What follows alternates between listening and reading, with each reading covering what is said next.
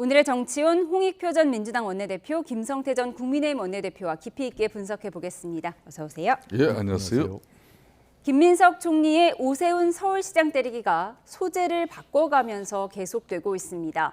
어제는 서울시가 6.25 참전곡을 기리기 위해 광화문 광장에 조성 중인 감사의 정원 조형물을 문제 삼았는데 오세훈 시장을 향해 세 번째 견제구를 던진 셈입니다. 내년 서울시장 선거와 연결짓는 시각이 많은데요. 영상으로 정리했습니다.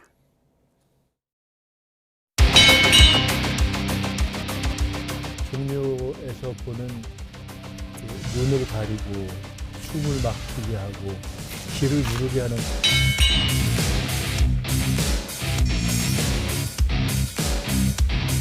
서울시 내부에서 외부에 유출하지 말라고 하는 지침이 있었다고 합니다. 그분이 세월호 사건이 떠올랐다고. 삼풍백화점이 붕괴가 됐어요. 그러니까 사고 소식을 들으면서 그런 생각이 들어요. 시장이 제대로 안 하면은 그런 꼴이 나는 거예요. 진짜 이상하다며 현장 구석구석을 살핀 김 총리는 법적, 절차적 문제를 확인하겠다며 상당히 사전선거 운동에 가깝게 보여줄 수 있고. 김민석 총리는 대한민국 총리로서 일을 해야지 왜 갑자기 오세훈 스토커로 변신을 했는지 모르겠습니다.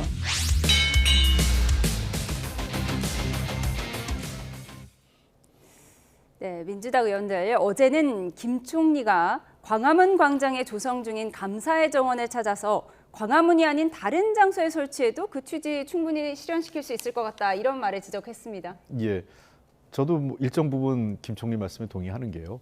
광화문 광장은 아시다시피 그 촛불혁명이나 빛의 혁명, 이번에 그 비상기업 과정에서도 했기 때문에 광장이라는 상징성은 개방과 열린 공간, 그리고 K민주주의의 어떤 상징성을 가지고 있는 공간입니다. 사실 한미동맹과 관련돼서 그 얘기를 하는데 지금 그 주한미 대사관이 자리 잡은 위치는 사실 저게 지금 문제가 있는 공간이거든요. 저게 그 법적으로 정해져 있지도 않고 그 사실은 불법적인 상태로 미국 대사관이 지금 점거하고 있는 상태예요. 법적으로는요. 원래 우리가 아시는 것처럼 옛날에 USAID라고 AID 차관, 그러니까 국내에 이제 미국이 차관을 줄 때 기억나시는지 모르겠지만 삼성동에 차관 아파트라는 게 있었잖아요. 네. 그러면서 그런 지원을 할 때 USAID의 사무 지원을 위해서 우리가 그 자리를 빌려준 거예요. 그런데 그 자리를 그냥 미국 대사관이 그대로 사용하게 된 거거든요. 그래서 계속 지난 정부에서부터 계속 논의해왔던 게 미국 대사관의 이전 문제가 있습니다. 그러니까 미국 대사관을 어디다 이전하려고 했냐면 구경교 자리, 광화문 일대. 그렇기 때문에 사실은 그 지역에다가 한미동맹의 상징성을 광화문에 갖다 놓는 건 적절치 않고, 우리 동작동 국립묘지도 있고 등등 여러 곳에 또는 한미가 같이 했던 접전 지역도 있기 때문에 그런 쪽에 해야 되는데 굳이 광화문 광장에 하는 것은 좀 이상하다, 이런 얘기를 여러 사람이 지적을 했습니다. 예, 그리고 김민석 총리가 지금 저 지적을 하는 것은 아마 여러 시민단체라든지 또 각계에서 광화문 광장에 대한 효용의 활용성에 대한 논의가 있어서 총리로서 현장 시찰을 하신 것 같습니다. 예, 사실 서울시가 광화문 광장에 감사의 정원이라는 걸 만들고 있다는 사실을 아는 시민들이 그렇게 많지 않았을 것 같은데, 지금 국민의힘에서는 지금 민주당이 오세훈 스토커 아니냐, 이런 비판을 내뒀더라고요. 그러니까 김민석 총리 입장에서는 요 근래 이제 제가 지난번 방송에서도 이야기했습니다만 이분이 요즘 양수 갭장이에요. 이게 양손에 지금 현재 떡을 다 들고 지금 정청래 당대표가 내년 6월 지방선거를 제대로 잘 치러내지 못하면은 이제 8월 전당대회에 민주당 이제 당권 주자로 서려고 하는 그런 분명히 자기의 정치적 목표도 있고, 또 한편으로는 지금 이제 내년 6.3 지방선거를 앞두고 서울시장 선거에도 이 사람이 해란이 돼 있어요. 말로는 이제 뭐 오늘 같은 경우도 뭐 방송에 나가가지고 자기는 내년 서울시장 선거 전혀 관심 없다 그렇지만은 그 관심 없애려면은 각급 언론 여론조사에서 자기 이름 총리 김민석을 빼달라고 그러면 한 방에 끝나는 거예요. 네. 근데 지금 현재 민주당 뭐 시장 여러 가지 앞에 계신 우리 홍익표 대표님도 계십니다만은 본인의 지금 이제 지지율 1위 올리는 걸 계속 지금 물밑 작업은 이루어지고 있고, 오늘 뭐 어젠가 뭐 여론조사에서 나왔잖아요. 그렇듯이 이분이 지금 하는 이 정치적 행위는 과연 이 엄동설안을 앞두고 정말 취약계층, 장애 소외계층 이런 분들, 이 사람들의 겨울나기를 갖다 챙겨보는 그런 세밀한 총리가 아니라 이렇게 오세훈 서울시장 시정 때리게만 해란이 돼 있다 그러면은 이게 국민들이 김민석 총리의 저런 총리 역할과 소명에 대해서 누가 다 인정을 하겠습니까? 지금 세 가지가 아닌데 네 가지예요. 새벽 쉼터 그 인력 시장의 쉼터 문제 그거 첫 번째 다 알았죠. 두 번째가 이제 종묘 관련 세운 사구역 재개발 문제. 네 번째가 이제 세 번째가 한강버스. 네 번째가 이제 광화문 광장에 조성되고 있는 이 감사의 정원. 대한민국이 6.25 전쟁 겪으면서 22개 국가에서 그렇게 파병해주고 네. 그 아까운 목숨을 갖다가 우리 한국을 지키기 위해서 잃어버린 그런 분들이 서울에 이제 관광 오면은 우리가 광화문 광장을 거쳐서 경복궁 이렇게 쭉 하잖아요. 근데 그런 스토리텔링이 얼마나 또 한편을 좋습니까? 우리나라에서 잊지 않고 그 감사의 표시를 이렇게 가지고 있는 분. 그러니까 광화문이 집회 시비의 어떤 그런 인식보다는 이제 문화 예술이 살아 숨쉬면서 외국인 관광객들이 오더라도 가장 빠르게 한국의 역사와 한국의 문화 그런 한국의 정서를 느낄 수 있는 그런 공간으로 네. 오세훈 시장은 변모시키려고 노력하고 있어요. 예, 이해찬 전 총리가 상품백화점에 한강버스를 비유하는 연설을 하기도 했는데 그 자리에 홍익표 전 예. 의원님도 계셨죠? 예, 그렇습니다. 어제 우리 민주당의 민주뿌리위원회 주최한 행사에서 2부 강연을 맡으셨는데요. 왜 저 말씀하셨냐면 이해찬 대표님이 간혹 저런 그 상품백화점 말씀을 하셨어요. 왜냐하면 조순 시장 됐을 때 정무부 시장을 하시면서 그 직전에 저 사고가 벌어졌거든요. 그래서 정무부 시장 되면서 바로 현장에 뛰어들면서 일을 했던 기억을 하시는데 결국은 핵심은 안전 문제인 것 같습니다. 최근에 한강버스와 관련돼서 한강버스가 뭐 버스로서의 교통수단으로서의 이미 기능은 발휘할 수 없는 것이 이미 드러났고 그래서 대부분의 많은 지적하는 분들이 관광 이제 한강버스가 아니라 그냥 한강 유람선으로 하는 게 맞지 않느냐 이런 지적이고요. 근데 더 나아가서 문제가 되는 것은 안전 문제가 제기되고 있습니다. 최근에 물 그 수량이 줄어드는 시기라서 굉장히 수심이 얕고 그게 그 한강에는 여러 보가 많이 있습니다. 그러다 보니까 그 걸리는 상황이 생기고 특히 그것이 그 가스파이프 그 관이 있는 데였기 때문에 자칫 큰 사고로 될 수 있었다. 그리고 그날 오랜 기간 그 배가 멈춰서 있었고 많은 그 저 시민들께서 불안에 떨었다고 그러거든요. 네. 그런 측면에서 너무 조급하게 전시행정 그리고 자신의 내년 6월 선거를 앞두고 오세훈 시장이 너무 서둘러서 한 것이 도리어 시민들의 안전과 생명을 담보로 한 일종의 너무 그 전시행정을 한 것 아니냐는 지적을 말씀하신 것 같습니다. 민주당의 연이은 오세훈 때리기 서울시장 선거 전초전 아니냐 이런 분석이 나오고 있습니다. 그런가 하면 대장동 개발 비리 사건 항소 포기에 반발했던 검사장들에 대해서 정부가 평검사로 강등하는 방안을 검토하는 가운데 검찰 고위 간부가 잇따라 사의를 표명하고 있습니다. 민주당에서는 사표 수리를 해선 안 된다는 목소리가 나왔고 국민의힘은 법무부로 달려갔습니다. 여야 목소리 듣고 오시죠. 범죄 수익 7,800억 반드시 몰수하자. 이재명 대통령의 아바타인 정성호 법무부 장관, 대한민국 역사상 최악의 법무부 장관, 부끄러움을 안다면 즉각 그 자리에서 내려오십시오. 그리고 이것이 항명이라면, 그래서 비판적 의견을 낸 검사장들을 평검사로 강등시킬 그런 떳떳한 일이었다면 당장 국정조사를 수용해야 할 것입니다.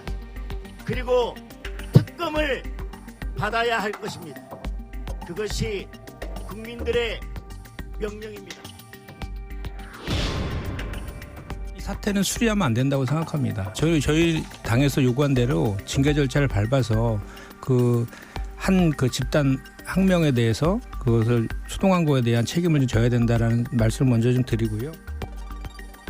분명하게 경고하는데 사표 수리 안 될 겁니다. 지금 변호사 개업 광고하는 겁니다. 그래서 이 부분은 그런 것들이 착각이다라는 걸 분명하게 알려주기 위해서 과감하게 징계하고 개업을 못하게 만들어야 된다고 생각합니다. 네, 18명 검사장 가운데 맏형격인 2명이 첫 사표를 냈습니다. 민주당에서는 사표 수리하지 말고 징계를 해야 한다 이렇게 나오는데 일각에서는 민주당이 이 이슈를 키우는 것이 과연 민주당에게 유리할 것인가 이런 의문을 제기하기도 하더라고요. 약간 지금 제가 보기에는 법무부와 민주당 간의 온도 차이는 있는 것 같습니다. 왜냐하면 정성호 법무부 장관은 어제도 그렇고 징계에 대해서 약간 좀 뭐랄까 약간 소극적인, 그러니까 네. 적극적인 징계 의지를 밝히지 않았습니다. 네, 이게 좀 징계 신중 모드로 신중 간다. 모드로 가 있습니다. 그러니까 이 법무부 입장에서는 그 당장에 지금 제일 중요한 게 이 법무행정의 안정성 얘기를 하고 있기 때문에 자칫 징계나 이런 것으로 확장됐을 때 도리어 그 검찰 개혁의 그 동력을 상실할 수도 있고 자칫 이것이 정쟁화되는 것에 대한 우려를 법무부 장관은 갖고 계신 것 같아요. 반면에 이제 당으로서는 이번 기회에 확실하게 이 정치 검찰의 나쁜 행태를 바로잡자 이런 의지를 좀 강력하게 갖고 있는 것 같고요. 그래서 어떻게 결론이 날지 모르겠는데 법무부 장관의 입장에서 신중하기 때문에 도리어 사표를 수리하면서 조용히 처리한 그 스스로 이제 사표를 낸 것이기 때문에 사표 수리를 하고 이 안을 그냥 그 일단락 시키려고 하는 것이 가능성이 더 높지 않을까. 정성호 법무부 장관 입장에서는 그런 판단할 가능성이 훨씬 더 높아 보이지 않을까 이렇게 보입니다. 예, 국민의힘에서는 릴레이 규탄 대회를 열고 있습니다. 어제는 용산 대통령실, 오늘은 법무부를 찾았는데 이런 규탄 대회가 과연 실효성이 있는 것이냐 또 이런 의문도 제기하더라고요. 지금 이제 국민의힘 입장에서는 제1야당으로서 특히 국회에서 이렇게 이제 국정조사나 청문회 또 특검 뭐 여러 가지 방법을 동원해서더라도 대장동이 개발 특혜를 갖다 누린 그 범죄자들의 한마디로 재산을 갖다 이렇게 늘려주는데 이렇게 항소를 포기하는 검찰의 가장 핵심 기능을 갖다 날려버린 이 중대한 사실에 대해서 국민들이 이 소상의 실체적 진실을 파악할 수 있도록 해줘야죠. 그렇지만 이제 국회 사정이 지금 현재 여대야수 절대 의석 부족이지 않습니까? 야당 입장에서는 지금 할 수 있는 게 없어요. 국민들을 상대로 호소를 해야 되는데 그런 측면에서 어제 오늘 뭐 계속해서 지금 두 분과의 대담 이어가도록 하겠습니다. 대장동 항소 포기 사태로 존재감을 키우고 있는 한동훈 전 대표가 박범계 의원에게 대장동 항소 포기 관련 공개 토론을 제안했는데요. 과연 공개 토론이 성사될 수 있을까요? 우선 보수 언론 조갑재 대표의 목소리부터 들어보시죠. 지난 8일 0시에 딱 올린 게 대한민국 검찰이 자살했다 하는 걸 해가지고 계속 팩트 폭격을 한 거 아닙니까? 예. 국민의힘은 뭐 우리가 황교안이라는 식으로 장동혁 대표가 이야기하는 바람에 이건 뭐 거의 뭐 자폭 수준이고 예. 이래서 지금 딱 한동훈 케이스로 지금 흘러가고 있어요. 대장동 항소 포기에 대한 비판을 이어가며 조국, 추미애, 박범계 전 장관 등에게 도망가지 말고 공개 토론하자고 제안했는데 오늘 박범계 전 장관 이렇게 답했습니다. 그 판결문의 내용에 대해서 조목조목 제 질문에 답을 하면 오늘 얘기도 하겠습니다. 예. 오늘 질문을 던질 테니 거기에 대해서 조목조목 답을 할 생각이 있다고 하면 토론 응하시겠다 그 말씀이세요? 태도도 바꾸고 그 깐족거리는 태도 좀 바꿨어. 뭐가 안 바뀔 것 같아요. 네, 이 방송 후 한 전 대표는 바로 SNS에 글을 올려서 역시 박범계 전 장관은 다른 세 분, 즉 정성호 장관과 추미애, 조국 전 장관과는 다르다며 박 전 장관이 말하는 것 뭐든지 다 공손하게 답할 테니 바로 시간과 장소를 잡자고 화답했습니다. 그런데 조금 전 박범계 의원 태도 얘기했더니 공손하라고 했다고 읽는다며 한계를 못 벗어난다고 했습니다. 그렇다면 토론 배틀은 성사될 수 없는 걸까요? 네, 한동훈 전 대표가 최근 프로 토론러로 등극했다는 우스갯소리가 나올 정도로 여러 사람에게 토론을 제안하고 있습니다. 최근에는 박범계 의원에게 토론을 제안한 건데 박범계 의원이 지금 받아줄 것 같지 않습니다. 어떻게 될 것 같아요? 받아줄 것처럼 오늘 아침 방송까지는 했죠. 그렇지만 저 토론회에 사실상 박범계 전 장관이 지금 이제 사선 의원이지만은 지금 한동훈 전 대표 입장에서는 자신이 가장 잘할 수 있는 대목에 본인이 이제 그 이슈의 중심에 이제 올라타려고 지금 노력도 했고 올라타고 있어요. 그런 마당이니까 뭐 정성호 현 법무부 장관이나 또 조국 뭐 핵신당 대표라든지 그리고 추미애 전 법무부 장관이라든지 뭐 박범계 장관 이런 분들하고 누구랑 붙어도 좋다. 근데 저기에 이제 박범계 의원 정도는 이제 오늘 아침 방송에서 약간 뭐 조건을 달았죠. 깐족거리지만 않으면 하겠다 그랬는데 이제 그 부분도 한동훈 전 대표가 나 그렇게 안 하고 공손하게 답변하겠다 이래 했는데 그걸 믿지 못하고 이제 토론 태도를 뭐 저런 식으로 답변했다고 해서 결국은 이제 하지 말자는 이야기고 저는 안 됩니다. 저는 저 입장에서는 지금 민주당 입장에서는 대장동 이 항소 포기 사건은 하루라도 빨리 듣고 넘어가고 싶은데 이걸 계속 뭐 키워서 자신들이 지금 대통령 국정 운영 지지율이나 네. 민주당 정당 지지율에 아무런 도움도 되지 않는 거 알고 있어요. 그렇기 네. 때문에 저는 저 정도 선에서 끝나는 것이고 이미 정청래 당대표나 지금 현재 김병기 원내대표 입장에서는 이슈를 돌리고 있어요. 지금 현재 왜 저기 김민석 지금 총리가 계속해서 서울시장 오세훈 시장을 때리는 데 나서고 있습니다. 이슈는 이슈로 듣겠다고 김민석 총리가 팔 걷어붙이고 나선 거나 다름없는 거거든요. 그런 마당이기 때문에 한동훈 전 대표의 저는 뭐 토론 지금 배틀을 가지고 얘기하는 부분은 한번 보십시오. 오늘 정도로 이제 끝날 겁니다. 저 이야기는 예. 이제 없던 이야기가 될 거예요. 깐죽거리는 태도 바꾸면 토론하겠다고 했는데 성사되지 않을 것이다 예측하셨어요? 저는 뭐 안 될 거로 봤고요. 왜냐하면 이게 지금 한동훈 대표가 전 대표 같은 입장에서는 최근에 정치권에서 자신의 존재감이 오래간만에 이걸로 지금 부각됐거든요. 뭐 그동안은 마치 그냥 인플루언서처럼 행동을 했다가 그 한동훈 전 대표의 자리 판 깔아놓은 거에 민주당이 도와줄 이유는 하나도 없는 거죠. 그리고 두 번째는 한동훈 대표가 토론과 관련돼서 지금 이 사람 저 사람한테 다 토론하자 그런 거 아니겠어요? 조국 대표, 추미애 의원, 뭐 정성호 장관, 박범계 장관 등등 해서 다 토론하자 이러는데 저는 정치인의 토론이 일반 우리 뭐 젊은 세대나 일반인들이 하는 토론 배틀로 정치인의 토론이 가는 것은 매우 부적절한 겁니다. 그런 측면에서 한동훈 전 대표가 아직도 이게 그 정치인의 토론을 어떻게 대하고 어떻게 해야 되는지 잘 모르는 거 아니냐 이런 생각인데요. 예. 정치인들의 토론은 국민들께 상황을 잘 설명드리고 그리고 새로운 대안을 통해서 국민들께 뭔가 비전과 미래에 대한 그 희망을 좀 만들어주는 자리의 토론이지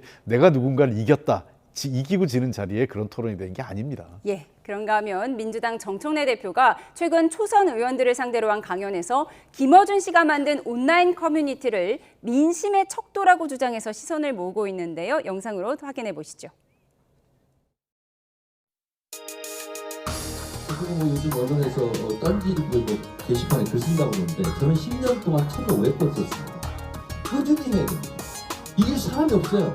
근데 우리 민주당 지지 성향을 봤을 때 딴지일보가 가장 바로 밑입니다. 거기에 흐름이 가장 민심을 보는 하나의 척도가 됐습니다. 좀 이따 우리가 김어준 9시 뉴스 앵커 김어준을 볼 수 있게 되는 거 아닌가. 민심의 척도니까. 네. 네. 무시무시한 일입니다.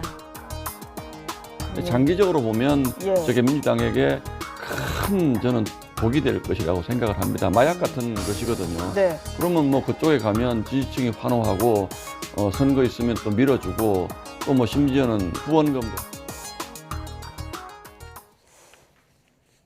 근데 그런가 하면 문재인 전 대통령이 전직 대통령 최초로 유튜브 고정 출연을 시작해 관심을 모으고 있는데 이 유튜브 영상도 김어준 씨의 겸손 방송국이 제작한다고 합니다. 한번 들어보시죠.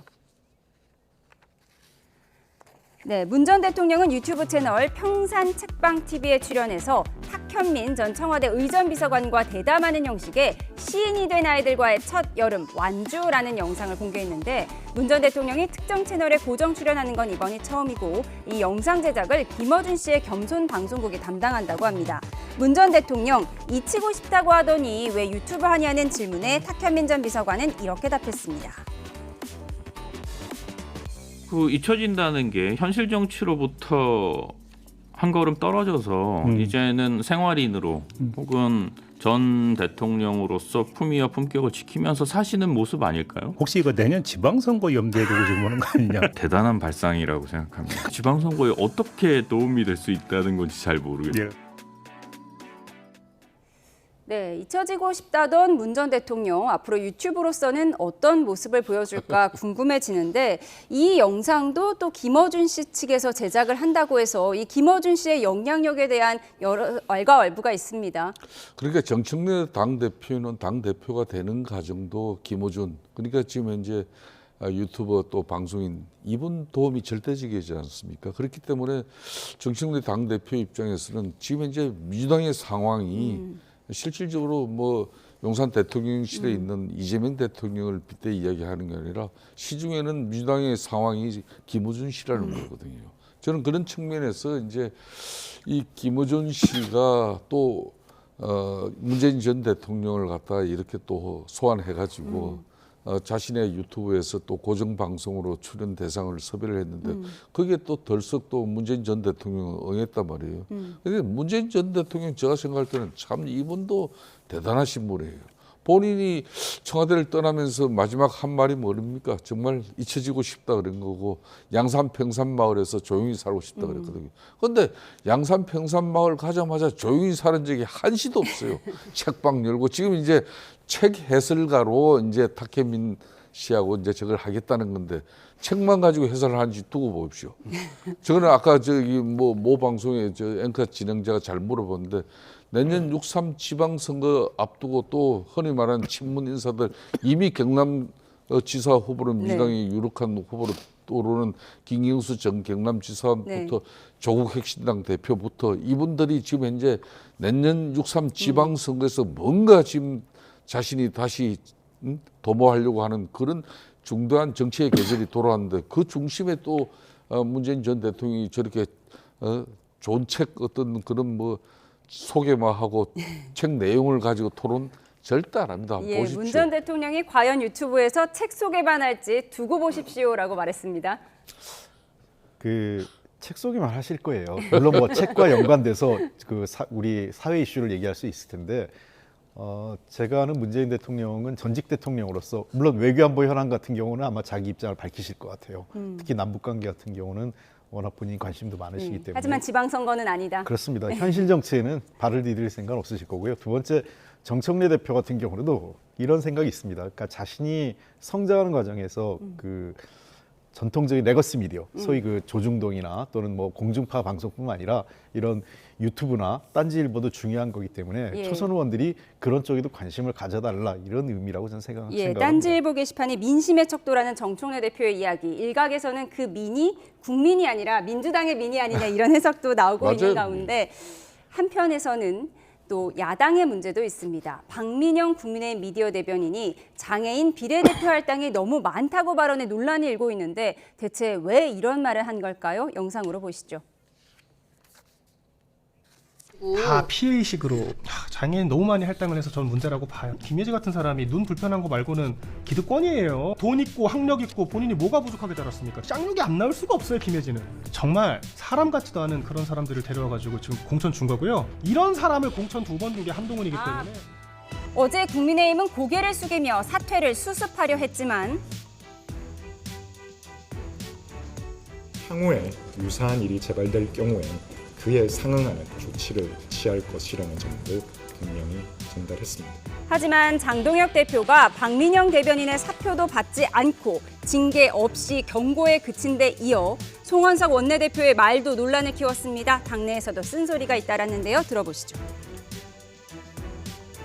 당내에 있었던 일을 가지고 지나치게 과다하게 언론에서 반응해 주시는 부분에 대해서는 제가 조금 자제해 주시기를. 그 표현의 수준, 그다음에 인식 이런 것들이 좀 상식적인 선을 벗어났기 때문에 저는 당의 부담이 없으려면 뭐 본인이 판단했던 것처럼 사회를 수용했어야 되는 것 아닌가라는 생각이 듭니다. 네, 윤석열 정부 대통령실에서 행정관을 일했던 박민영 미디어 대변인, 지금 보수 성향 유튜브에 출연해서 장애인 비하 발언을 한 건데 사실 김혜지 의원을 또 겨냥했다기보다는 한동훈 전 대표를 겨냥했다 이런 분석이 나오더라고요. 그러니까 한동훈 전 대표가 보수 진영이 이제 분열되는데 그런 측면에서 상당히 가장 큰 책임을 가지고 있다는 이제 그 박 대변인의 기존적인 그 인식이 있는 것 같아요.